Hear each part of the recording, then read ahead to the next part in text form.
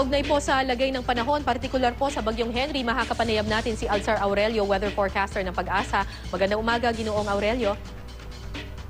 Magandang umaga sa iyo, Kara. Sir, wala na po bang storm warning signals na nakataas ngayon sa ating bansa o meron pa po? Wala na po. Yun ang magandang balita. Wala po nakataas na storm warning signals sa ating bansa. Itong si Bagyong Henry ay bahagyang lumalayo sa ating bansa. At katunayan po, as of 7 o'clock ng umaga ay nasa bandang Taiwan na po yung mata ng bagyo. So, may naaapektuhan pa po bang bahagi ng ating bansa itong Bagyong Henry? Wala na po. Itong epekto ni Henry ay hindi na po maabot ito sa ating bansa. Bagamat itong habagat po sa pinag-itingan ni Bagyong Henry ang siyang nakaka-apekto dito sa ating bansa, lalong-lalo na po ang Luzon at Western Visayas. Kaya dito sa Metro Manila po ay maulap at nakakaranas tayo ng pamisa-misang pag-ulan. Pero I understand, Alzar, meron na low pressure area daw na binabantayan ng Pag-asa sa labas ng Philippine Area of Responsibility. Magiging bagyo ba itong LPA na ito? Ayon sa ating data ngayon, itong low pressure area ang ating binabantayan ay mananatili pa rin yung low pressure area.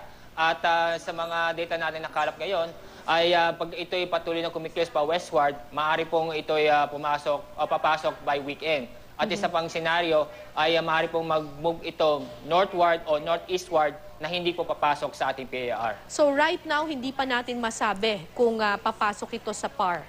Apo, tama po. Hindi natin masabi sa ngayon dahil yung movement ng low pressure area ay sa ngayon ay almost stationary. At at yung ginamit natin mga iba pang tools ay may dalawang senaryo ang binibigyan niya ng posibleng pagkilos itong low pressure area. Pero if it goes northward, yung paakyat at dadaplis lang doon sa PAR, makakaapekto pa rin pa rin ba ito sa Pilipinas in the sense na ma-intensify niya yung southwest monsoon or kung ano yung mga dagat ay tumaas dito sa ating bansa? Magkaroon ng gale warning. Low pressure area mismo, yung diameter niya hindi maaabot sa ating bansa kasi yung makikita sa ating PAR na sa bandang east ng ating bansa ay malayo pa. Yung sabihin yung bakod ay malayo pa sa ating bansa.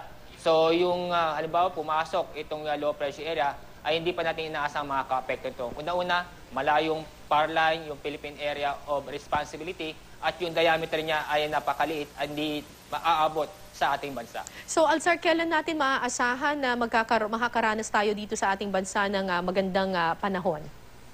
Una-una, kapag ito yung si Bagyong Henry ay bumilis pa lalo, ay maaari pong mayang gabi sa ating bubuti ang panahon.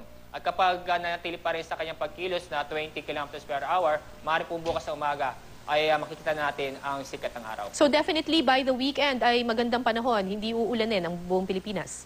Opo, pero hindi lang po sa western section ng ating bansa at nakikita namin na babalik pa rin itong habagat at unang maapektuhan itong western section ng Luzon. Maraming salamat, Ginoong Alzar Aurelio, weather forecaster ng Pag-asa.